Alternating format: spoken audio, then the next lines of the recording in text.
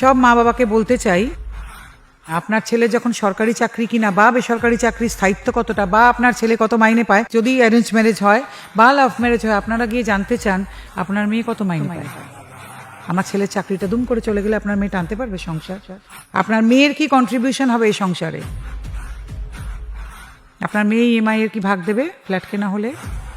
আপনার মেয়ে গাড়ি কিনলে ইএমআই এর হাফ টাকা দেবে? কেন জানতে চান না আপনারা এই কথাগুলো? আননেসেসারি কেন আপনারা মেহেন্দি সঙ্গীত রিসেপশনে ব্যস্ত হয়ে আছেন? আননেসেসারি কেন আপনারা ন্যাকামি করছেন যে দিদি মেয়ে তো নেই, ভাবছিলাম মেয়ে আসবে বলে নিজের সব গায়ের গয়না খুলে দিয়ে দিচ্ছেন? তার থেকে অনেক বেশি জরুরি এগুলো জানতে চাওয়া যে আপনার মেয়ে কি মাইনে পায়, আপনার মেয়ের চাকরির স্থায়িত্ব কতটা, ফ্ল্যাট আর গাড়ি কিনলে আপনার মেয়ে ইএমআই দেবে? জরুরি না এগুলো জানতে চাওয়া? সংসারে কি কন্ট্রিবিউশন হবে আপনার মেয়ের? এক্সপেক্ট করছেন সবই আপনার ছেলে দেবে।